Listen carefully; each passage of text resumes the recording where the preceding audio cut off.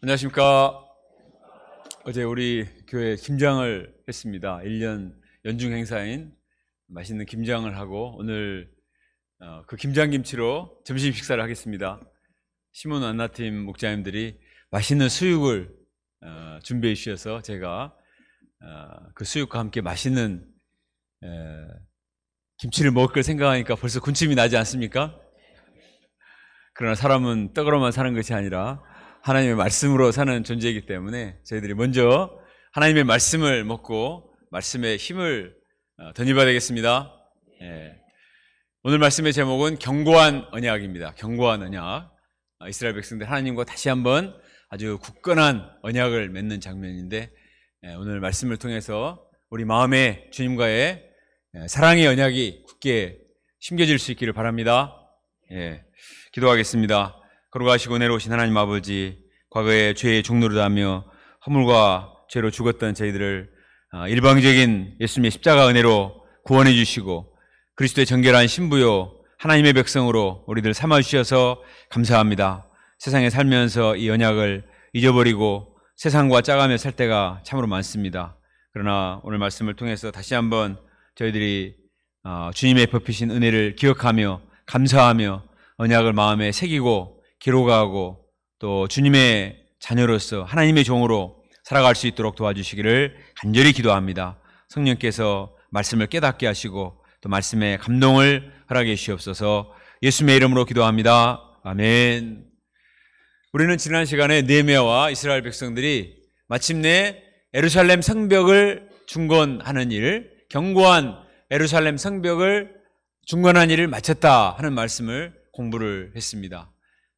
많은 방해가 있었지만 느헤미야의 믿음과 여러 백성들의 힘을 합해서 무려 140년 동안 무너졌던 예루살렘 성벽을 불과 52일 만에 중건하는 놀라운 역사를 체험했습니다. 견고한 성벽을 완성을 했습니다. 그러나 성벽이 아무리 견고해도 그 안에 사는 사람들의 마음이 견고한 신앙에 서 있지 못하면 다시 문제가 생길 수가 있습니다.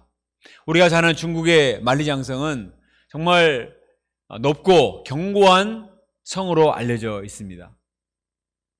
그래서 감히 누가 침범할 수가 없는데 저 견고한 만리장성이 3번 뚫렸다고 합니다. 3번 어떻게 뚫린지 아세요? 외부의 적이 뚫는 것이 아니라 내부의 배반자가 문을 열어주어서 만리장성이 뚫렸다는 겁니다. 외적인 성벽 못지않게 위험한 것은 내부의 문제인 것입니다. 우리가 외적으로 아무리 좋은 형태의 신앙의 모습을 갖고 있다 할지라도 우리 마음이 분명하게 주님과 관계성이 돼 있지 않으면 내적인 어떤 문제로 말미암아서 우리 심령이 뚫리고 큰 문제가 발생하고 무너지는 경우를 우리는 너무나 많이 볼 수가 있습니다. 그래서 오늘 본문에 보면 느헤미야는 성벽을 중건했기 때문에 1차적인 목표는 성벽을 중건하러 왔잖아요. 나는 일 다 했으니까 이제 나는 복귀를 해야 되겠다. 앞으로 여러분 신앙생활 잘하세요 하고 가버려야 마땅하는데 그렇지 않았습니다.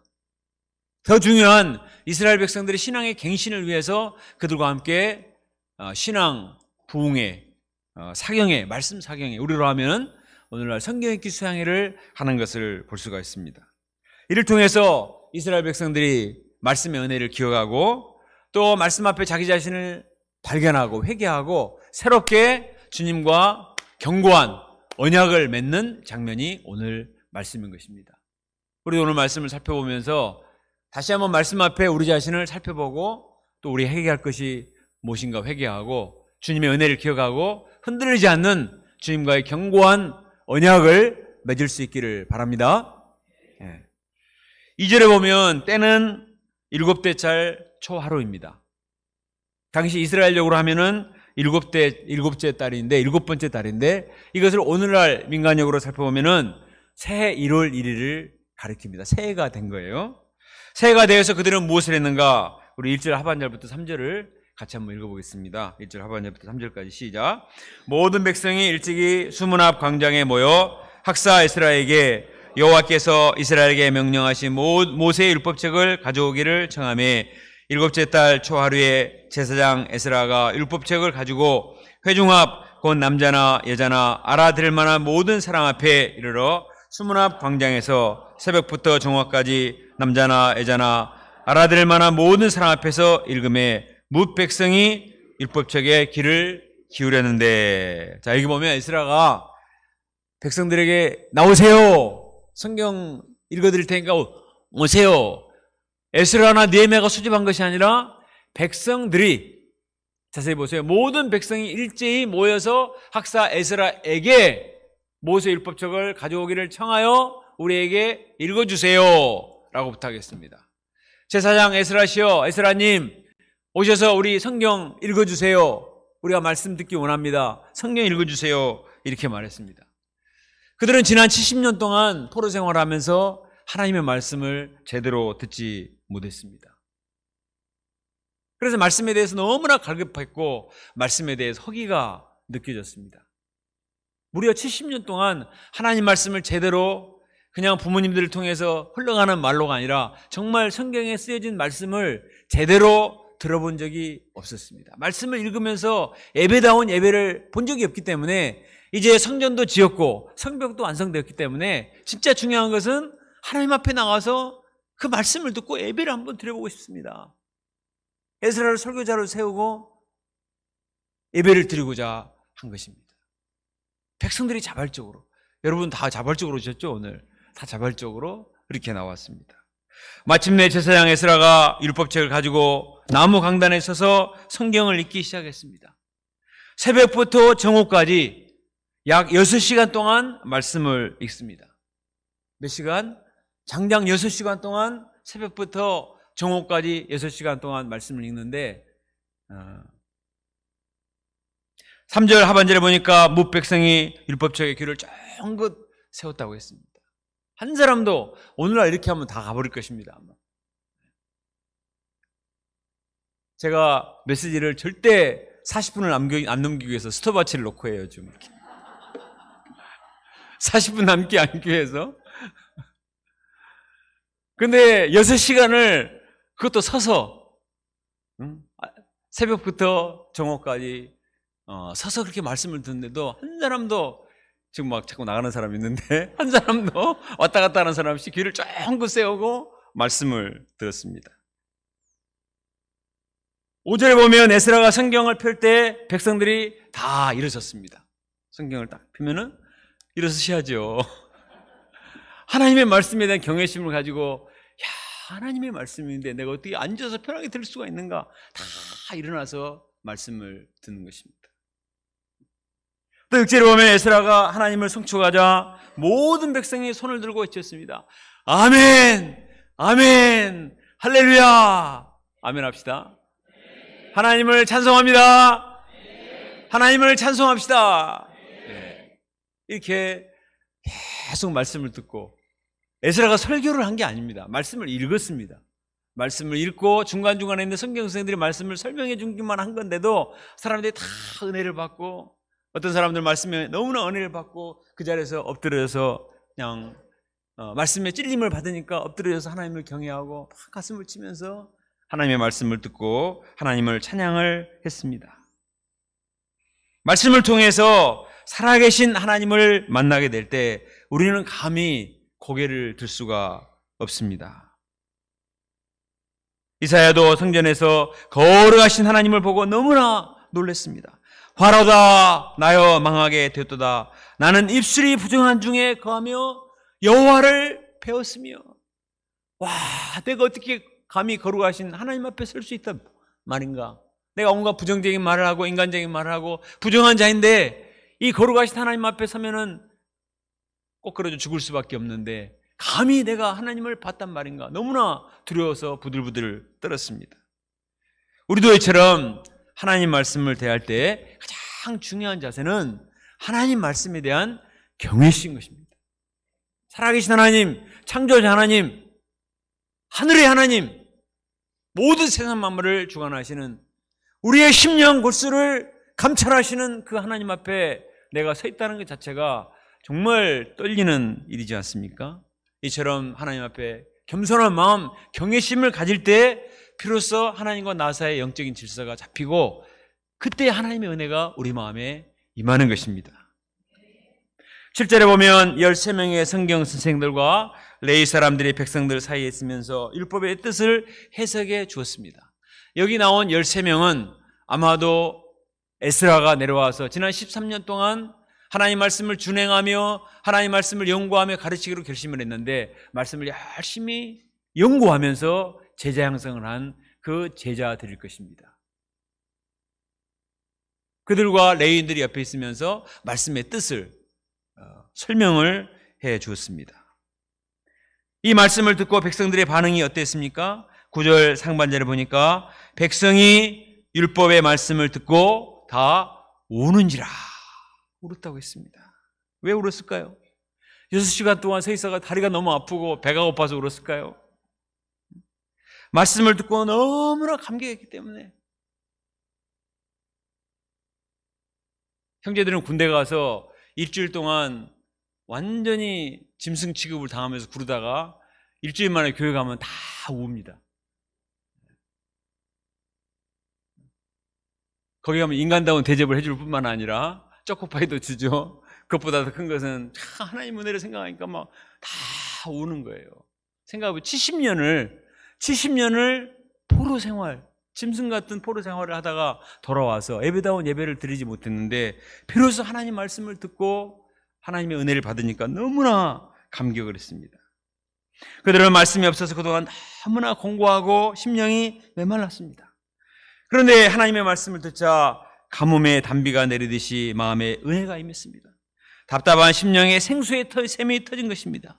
영혼의 깊은 곳이 터지는 감격을 맛보고 심령이 뻥 뚫리고 하늘이 열리는 감격이 임해서 자기도 모르는 사이에 눈물이 흐른 것입니다. 마치 우리가 여름 수양에 참석해서 오랜만에 정말 은혜로운 메시지와 감격적인 소감을 들으면 다들 사람들이 감동을 받고 여기저기서 눈물을 흘리는 사람들이 많이 있는 것과 같습니다. 디모데후서 3장 16절에 보면 모든 성경은 하나님의 감동으로 되어 있다고 했습니다. 모든 성경은 하나님의 영감으로 되어 있기 때문에 그 하나님의 영이 우리의 영을 터치하는 순간 우리의 마음속에서 진동이 일어나는 거예요. 우리가 가끔 보면 잃어버린 부모님을 20년 만에 30년 만에 만나고 가족들을 만나고 너무나 감격해서 다 웁니다. 생각해보세요. 혈육이 만났으니 얼마나 반갑고 울지 않겠습니까? 나를 낳아준 부모와 자식이 만나도 우는데 나를 창조해 주신 하나님을 내가 모르고 살다가 하나님의 영이시잖아요. 하나님의 영이신 눈에 안 보이는 거예요. 근데 그 말씀이신 하나님이 영으로 찾아오셔서 나의 녹슨 영을 어루만지고 나의 영을 탁 때리는 순간 엄청난 만남이 이루어져요. 헤어진 가족들이 만나는 것과는 비교할 수 없는 가장 아름답고 감격스러운 만남이 그때 이루어지는 거예요. 말씀을 통해서 살아계신 하나님의 영이 나의 영을 만나서 주님과 내가 만나는 순간 어찌 가만히 있을 수가 있겠어요? 그때 감격에서 눈물을 흘리는 것입니다. 사나이가 째째하게 웁니까? 사나이가 문제가 아니고 우리가 얼마나 티끌 같은 존재요, 죄인들이요, 피조물에 불과한데 이 사신 하나님, 살아계신 하나님, 영광스러운 하나님을 만나게 될 때 우리는 그 앞에 꺾으러지고 주님 앞에 감격하며 감사하게 되는 겁니다.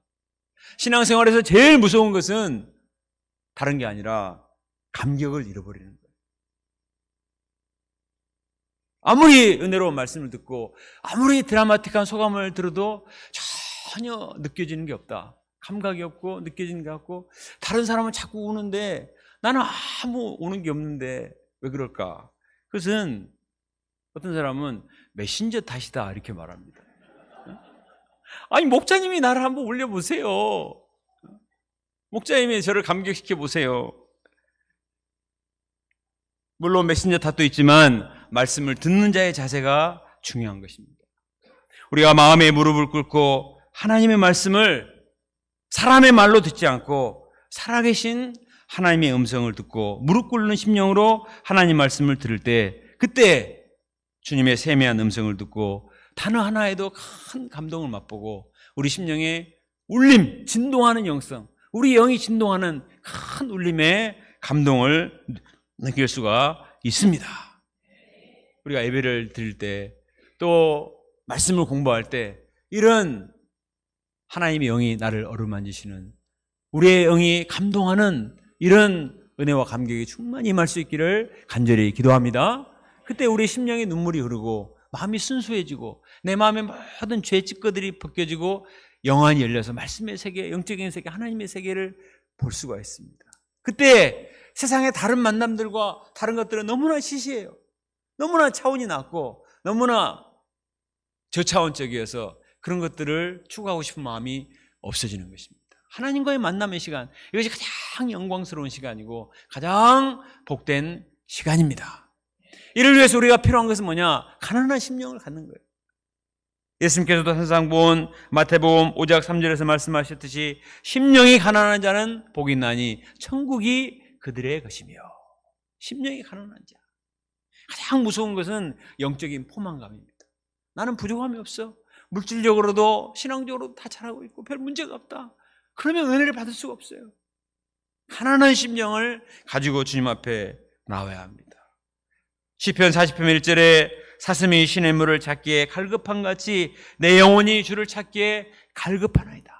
여기서 갈급하다는 것은 영어적으로 보면 헐떡이다는 뜻이에요. 팬트, 헐떡이다. 너무너무 목이 말라가지고 사막 이스라엘 땅에 물이 없는데 사슴이 막 물을 찾아다니는데 물이 없는 거예요. 그냥 막 목이 타서 헐떡헐떡 넘어가는 거죠.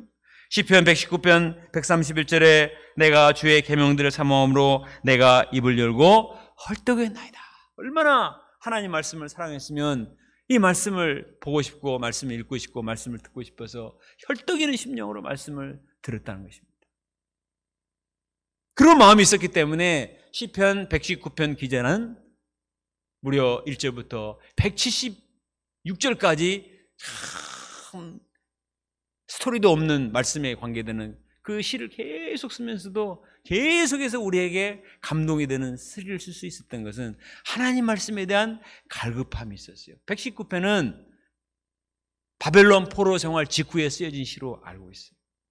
너무나 말씀이 없이 갈급했기 때문에 그 말씀을 듣고 싶어서 새벽녘에 눈을 뜨고 말씀을 묵상하고 말씀이 꿀보다 더 달고 그런 심령으로 가장 가난했을 때 쓰여진 시기 때문에 그처럼 깊이 있고 긴 시를 쓰면서도 감동이 우러나게 된 것입니다. 우리에게 이러한 절박한 마음, 갈급한 심령을 허락해 주시기를 간절히 기도합니다. 지난주 토요일 날 본부센터에서 전국 재정구제부 모임이 있었습니다. 5명이 대표 소감 발표를 하셨는데 배봉센터의 최불꽃 사모님, 이름도 참 멋있죠. 불꽃 사모님, 최불꽃 사모님이 대표 소감 발표를 하셨는데 아주 은혜가 있었습니다. 이분은 자녀가 7명입니다. 한국유배표에서 가장 많은 7명인데 오늘 새벽에 기록이 깨진다는 뉴스가 왔습니다. 불가리아에 우리 목자 한 사람이 7번째 아이를 임신했다고 그래서 곧 기록이 깨질 것 같긴 한데 지금까지는 7명이 가장 많습니다. 7명의 자녀를 키우려니까 얼마나 물질이 많이 들어가겠습니까? 근데 남편이 IT 벤처회사를 창업했는데 10년이 지나도 수익을 잘 내지 못하니 경제적으로 얼마나 힘들겠어요. 남편은 잘 돈을 벌어오지 못하지 애들이 막 쑥쑥 크지 너무나 힘들었습니다. 그런 영육관에 얼마나 가난하고 갈급한 심령이 들었겠습니까? 그래서 이분은 365일 일용하실 말씀을 정말 생명선처럼 구원의 밧줄을 붙드는 심령으로 하루하루 말씀을 붙들고 하나님 앞에 나와서 간절히 새벽 기도를 했는데 어느 날 주님께서 창세기 9장 13절 말씀을 주셨습니다. 내가 내 무지개를 구름 속에 두었나니 이것이 나와 세상사의 언약의 증거니라. 자신의 현상은, 자신의 형편은 먹구름처럼 칠흑같이 어두운 아무것도 보이지 않는 그런 현실인데 말씀해 보니까 그 무지개가 구름 사이에 있는데 그것이 주님과 나 사이의 언약이다.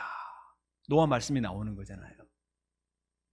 보통 사람 같으면 그냥 무지개 언약인가 보다 이렇게 생각했겠지만 이분은 너무나 자기의 상태가 먹구름처럼 칠흑 같고 어둡고 소망이 보이지 않았기 때문에 그 말씀을 묵상하는 순간 그 구름 사이의 무지개, 그 말씀이 충격적으로 마음에 쫙 임하게 되는 거예요.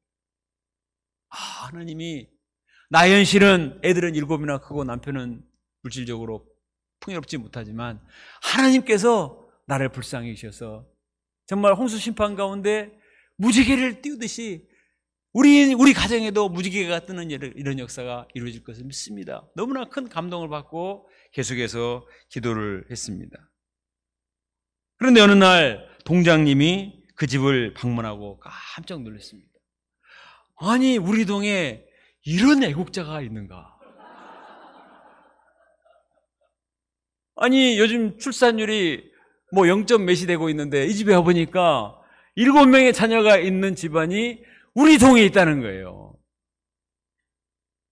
이런 사람을 가만두면 안 된다. 그래서 막 서울시에 연락하고 어디 연락해가지고 계속 막 지원금이 쏟아지게 되었습니다. 그리고 하나님께서는 신기한 방법으로 물질 문제를 해결해 주시고 남편에게도 좋은 직장을 주시고 집도 살 수 있도록 신기한 방법으로 역사를 하셔서 지금은 양들과 선교사님들이 오면은 적극적으로 집으로 초대를 해서 섬기고 또 같이 은혜를 나누는 그런 은혜 가운데 산다 하는 그런 소감 발표였습니다. 정말 이분이 갈급한 심령과 가난한 심령으로 말씀을 드렸을 때 우리가 생각하는 별것 아닌 것 같지만 구름 속에 나타난 무지개 그 한 말씀이 그 마음에 크게 역사해서 자신의 마음에 영적인 부흥이 일어난 거예요. 불꽃 이름이 너무 좋은 것 같아요. 불꽃이 타오르는 거예요. 주님을 향한 사랑과 열정의 불꽃이 타올라서 정말 하나님을 열심히 섬기게 되고 하나님의 은혜를 체험을 했다는 것입니다. 우리가 이처럼 가난한 마음과 절박한 심정으로 하나님 말씀을 들어서 우리는 너무나 많은 말씀을 듣고 너무나 많은 지식을 갖고 있기 때문에 어떻게 보면 좀처럼 감동을 받지를 못합니다. 우간다는 한 번씩 갔다 와야 은혜를 받지. 그래서 제가 정말 절박한 마음과 겸손한 마음을 가지고 하나님 말씀을 들을 때 하나님의 은혜가 우리 가운데 임해서 우리 심령에 감동의 눈물이 흐르는 이런 역사가 일어나기를 간절히 기도합니다. 백성들이 말씀에 감격해서 울고 있을 때 느헤미야와 이스라가 무슨 말을 해주었습니까? 우리 9절 하반절과 10절 말씀을 같이 읽어보겠습니다. 시작. 오늘은 너희 하나님 여호와의 성일이니 슬퍼하지 말며 울지 말라 하고 느헤미야가 또 그들에게 이르기를 너희는 가서 살진 것을 먹고 단 것을 마시되 준비하지 못한 자에게는 나누어 주라. 이날은 우리 주의 성일이니 근심하지 말라. 여호와로 인하여 기뻐하는 것이 너의 힘이니라 하고. 이날이 아까 무슨 날이라고 그랬죠? 새 1월 1일 나팔절이에요.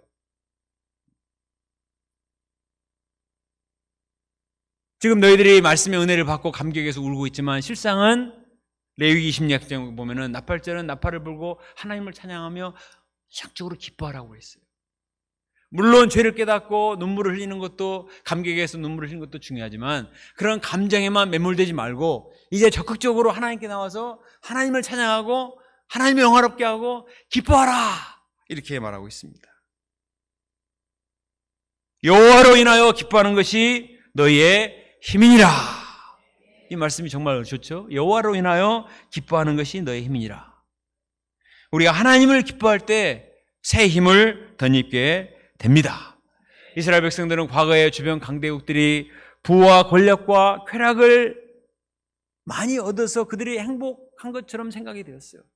우리도 저들처럼 부와 권력과 쾌락을 많이 누리면 우리도 더 기쁘지 않을까 생각하고 넘보다가 점점 하나님을 멀리하고 우상 숭배하고 하나님과 멀어지게 되었습니다.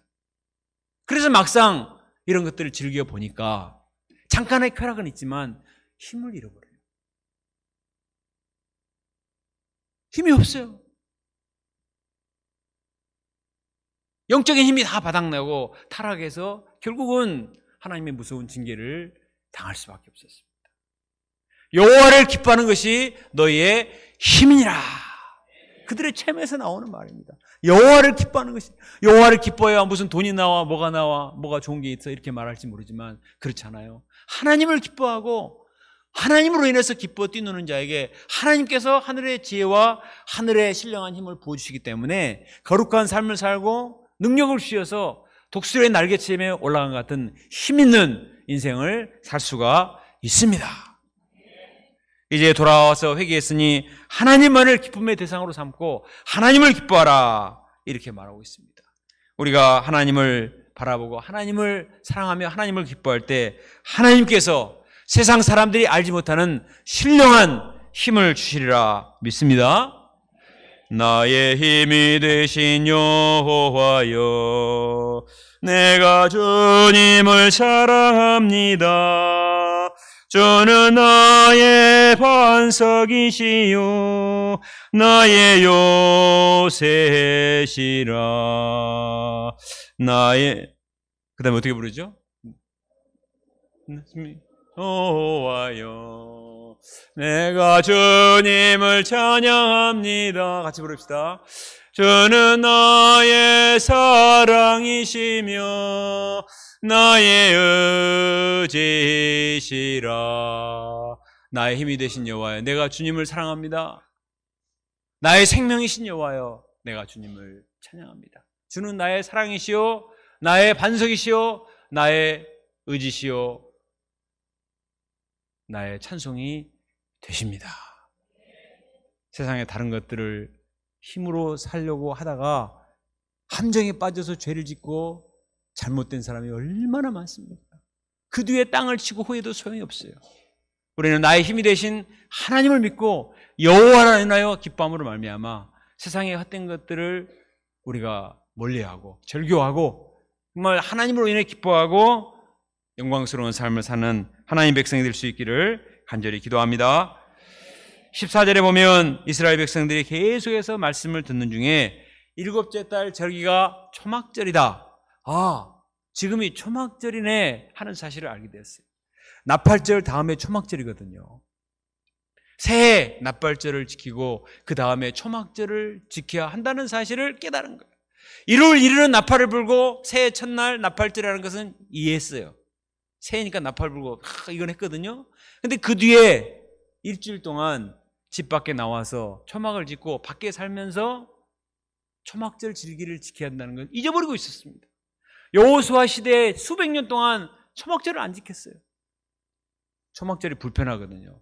집에서 편하게 살고 싶지 산에 가서 나무를 베어다가 밖에 천막을 짓고 초막을 짓고 일주일 동안 과거의 어려움을 경험하면서 고난에 동참한다는 건 어렵잖아요. 그러니까 그냥 귀찮으니까 잊어버린 거예요. 이게 이제 초막절 행사거든요. 자기 집이 뻔히 있는데 밖에 나와서 저렇게 나뭇가지로 초막을 짓고 사는 겁니다. 유대인들은요 지금도 저거 해요. 지금도 초막절을 지킵니다. 그리고 일주일 동안은 성경만을 열심히 읽어요.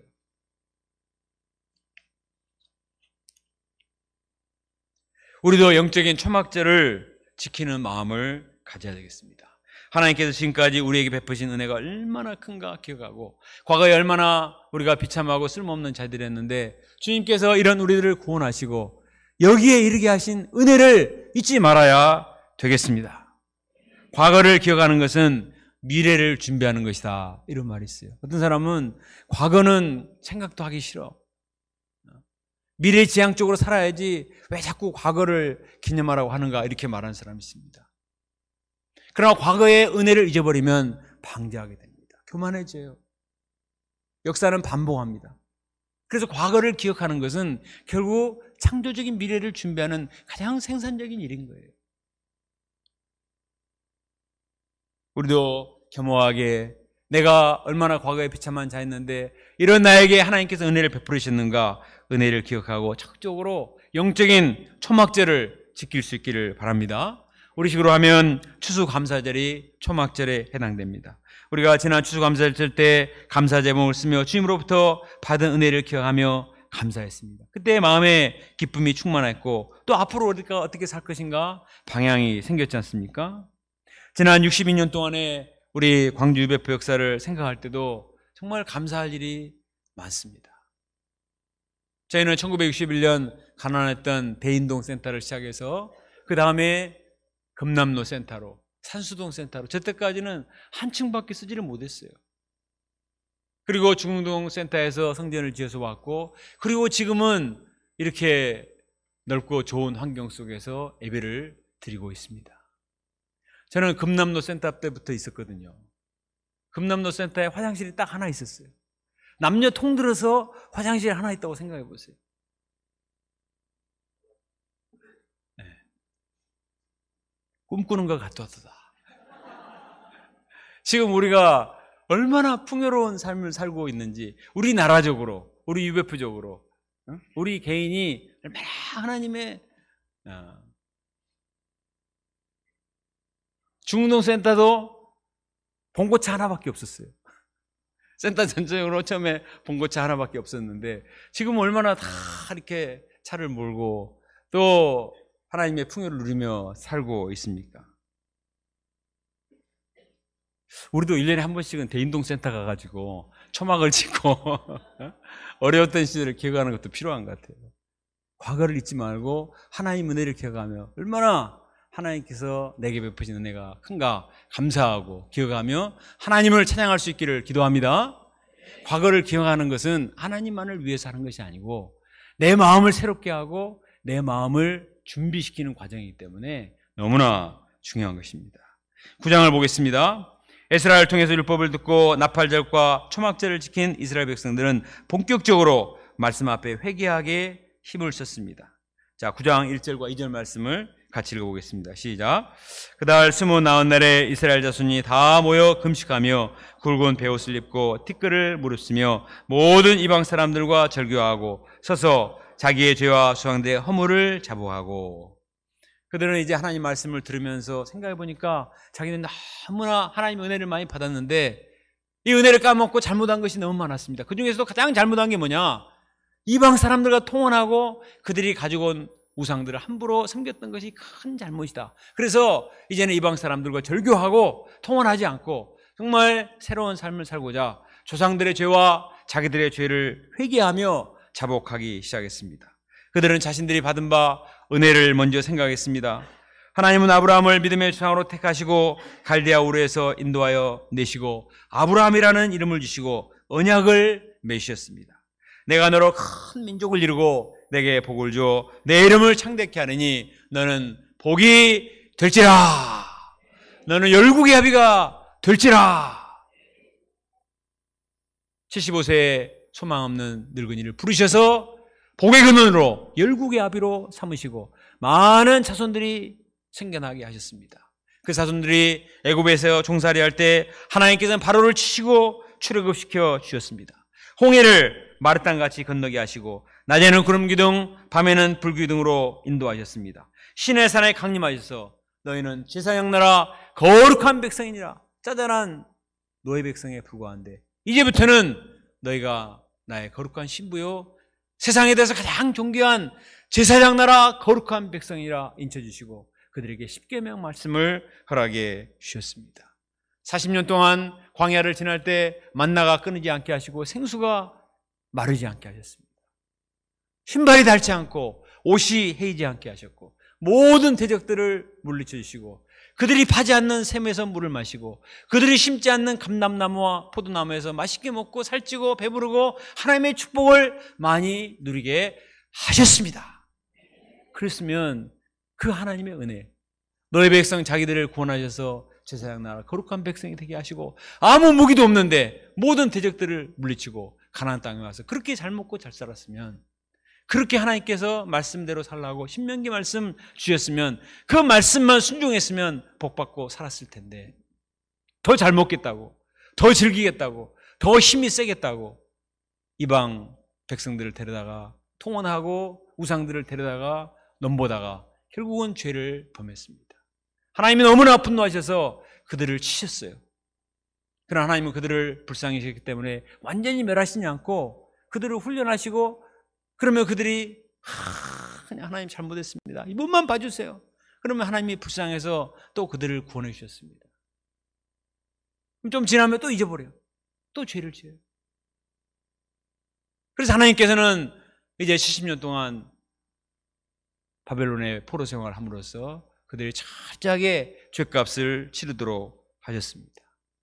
그리고 이제는 돌아와서 이제 새로운 출발을 하게 된 거예요. 이스라엘 백성들이 자기들의 과거 역사를 돌이켜보니까 너무나 배은망덕한 거예요. 왜 이렇게 우리는 은혜를 까먹고 자꾸 반복해서 죄를 지었을까? 하나님과 맺은 언약을 잊어버렸기 때문이다. 아브라함의 언약, 모세의 언약, 시내산 언약, 노예 백성에 불과한 우리를 제사장나 거룩 백성 삼아주시고 언약을 맺었는데, 이 언약이 얼마나 보배로운데 이 언약을 헌신짝같이 잃어버리고 다른 이방 백성들, 다른 우상과 언약을 맺으려고 하다가 이 어리석은 역사를 반복을 했구나. 이제 다시 이러한 역사를 반복하지 않기 위해서 하나님과의 언약을 맺어야 되겠다. 그래서 오늘 말씀에 보면은 38절을 같이 한번 읽어보겠습니다. 38절 시작.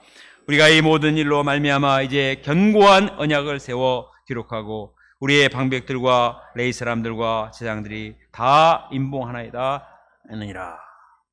무슨 언약이라 했어요? 견고한 언약. 공동번역에서는 맹약, a binding agreement, 꽉 묶어주는 언약을 맺어서 이제는 절대 우리 마음을 다른 것에 뺏기지 않고 하나님 한 분만을 마음과 성품과 힘을 다해서 사랑하겠습니다.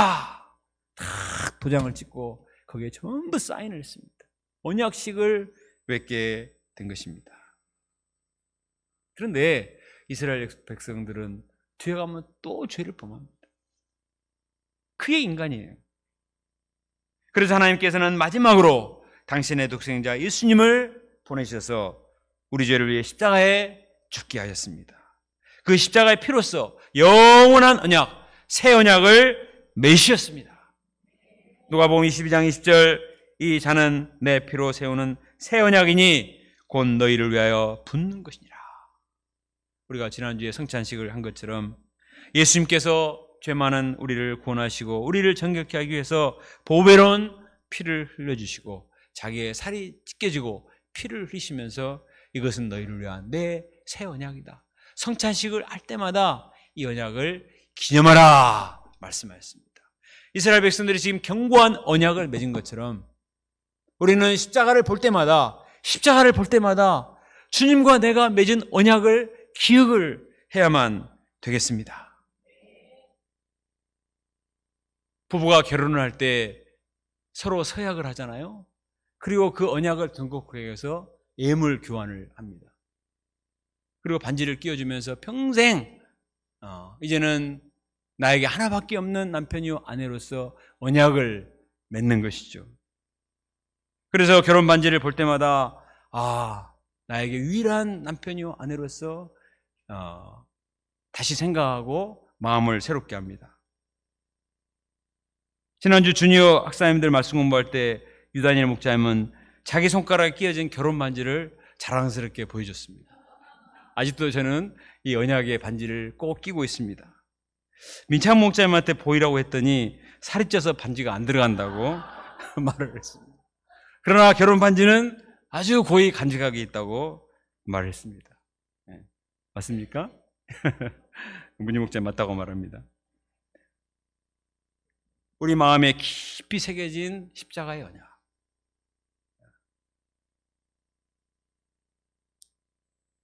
내가 하나님의 원수가 되고 죄의 종이 되어서 쓸모없는 인생을 살았는데 이런 나를 구원하시고 나를 하나님의 자녀요 그리스도의 정결한 신부로 맞아주시고 하나님이 뭐가 부족하다고 이런 나와 참 견고한 언약을 맺으셨습니다. 근데 사탄이 이걸 시기해요. 사실은 아담과 처음 언약을 맺었거든요. 창세기 2장에서 아담 언약을 맺었단 말이에요. 근데 창세기 3장에서 사탄이 시기를 해가지고 자꾸 의심을 심어서 결국은 언약을 깨도록 만들잖아요. 그 사탄은 지금도 계속 작은 쾌락을 제공하고 그 언약을 깨도록 하는 것입니다. 그래서 우리는 십자가를 볼 때마다 다시 한번 나를 향한 주님의 은혜를 기억하고 감사하고 찬양하며 붙들고 확인하고 마음에 새기고 맹세하고 선포할 수 있기를 간절히 기도합니다. 오늘 말씀 10장에 보면은 그 사인한 사람들 이름을 다 기록한 것처럼 우리도 내 마음에 이 견고한 언약을 마음에 새기고 기록하고 선포하는 이런 삶을 일생 동안 살아서 그 무엇도, 그 어떤 사단의 유혹도 우리의 심령에 침투하지 못하도록 우리 마음을 붙들어 맺을 수 있기를 간절히 기도합니다. 은혜에 매인바 되고 사람의 마음은 조금만 틈을 주면요 금방 유혹받고 흐트러집니다. 끊임없이 반복해서 주님의 언약의 말씀을 붙들고 또 그 언약에 매인바된 삶을 살아야 되겠습니다. 28절부터 39절에 보면 10장 28절부터 39절에 보면 언약을 맺고 임봉을 한 다음에 구체적으로 우리가 무엇을 할 것입니까? 5가지를 결단했습니다. 첫째로 이방인과 절대로 통혼하지 않겠다. 두 번째로 안식일을 철저히 지키겠다. 세 번째 성전세를 반드시 내겠다. 네 번째 첫 열매를 반드시 드리겠다. 다섯 번째 11조를 반드시 내겠다. 자, 외워봅시다. 첫 번째 뭐죠? 이방인과 통혼하지 않겠다. 두 번째 안식일을 철저히 지키겠다. 예배를. 세 번째 성전세를 반드시 내겠다. 다섯 번째 첫 열매를 드리겠다. 네 번째, 다섯 번째 11조를 드리겠다. 그렇게 해서 하나님께 물질을 드려야 레위인들이 성전에서 열심히 제사 드리고 계속 말씀을 가르치고 중보기도를 하고 백성들도 하나님께 마음을 드리고. 그래서 오늘 말씀 39절에 보면 후반부에 뭐라고 말하냐면 이렇게 해서 우리가 우리 하나님의 전을 버려두지 아니하리라. 우리가 11조도 내지 않고 하나님께 마음을 드리지 않으면 레위인들이 먹고 살 수가 없으니까 다 농사지로 가버려요. 성전을 지키는 사람이 없어. 예배를 드리는 사람이 없어요. 성전은 텅텅 비고 더 이상 예배도 실종되고 제사도 실종되고 신앙적으로 엉망이 됩니다. 우리 식으로 하면 우리가 시간과 물질을 들여 적극적으로 하나님 섬기고 우리의 마음의 성전에 말씀을 두고 첫 열매를 드리고 11조를 드리고 반드시 예배를 드리고 이런 God First의 정신을 지킴으로 말미암아 우리 하나님의 전이 새벽기도도 열심히 나오고 주일 예배도 절대적으로 나오고 말씀 공부를 하고 이런 예배를 절대적으로 드림으로 말미암아 우리 전을 버려두지 아니하리라. 코로나 때 제가 가장 마음이 아픈 것은 우리가 성전에 가서 예배를 드리고 싶은데 어쩔 수 없이 성전이 텅텅 비어 있는 거예요. 교회만 싸늘한 게 아니라 우리 마음도 차가워지고 너무나 안타까운데 다행인 것은 이제는 우리가 자유롭게 나와서 예배를 드리고 하나님을 찬양할 수 있다는 것이 얼마나 감사합니까? 그런데도 우리 전을 버려두고 말씀과 기도 생활을 멀리한다면 이거는 큰 죄요 손해인 것입니다. 우리가 적극적으로 우리가 사랑하는 사람을 위해서는 시간과 물질을 바치는 것을 아까워하지 않습니다. 나에게 생명을 주어서 나를 구원하신 주님께 나의 시간과 물질을 들여서 하나님의 전을 버려두지 아니하리라. 오늘날 유럽은요 그 교회가 버려져서 다 매각이 되고 말씀을 전할 사람이 없어서 아프리카에서 목사님을 모셔와요. 목회자 지원한 사람이 없으니까.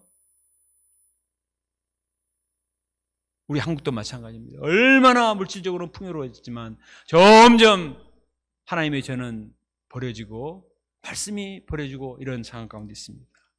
결론적으로 생각해 볼 때 오늘 말씀을 통해서 정말 중요한 것은 외적인 성벽과 성전을 짓는 것보다 마음의 견고한 신앙을 세움으로 말미암아 하나님의 전을 버려두지 아니하고 우리 마음의 성전이 하나님 말씀으로 가득 채워지는 것이 가장 중요한 것임을 깨닫습니다. 이를 위해서는 끊임없이 말씀을 가까이 하고 말씀 앞에 우리 자신을 비춰보고 회개하고 주님의 십자가 언약을 붙들고 말씀으로 결단함으로 말미암아 우리 마음이 성령으로 충만해서 항상 감격과 기쁨이 넘침으로 여호와를 기뻐하는 것이 셈이니라. 하나님 앞에 예배드리고 기도함으로 새 힘을 덧입고 하나님을 기쁘시게 하고 하나님의 나라를 확장시키는 하나님의 백성 왕같은 제사장으로 쓰임받을 수 있기를 간절히 기도합니다. 기도하겠습니다.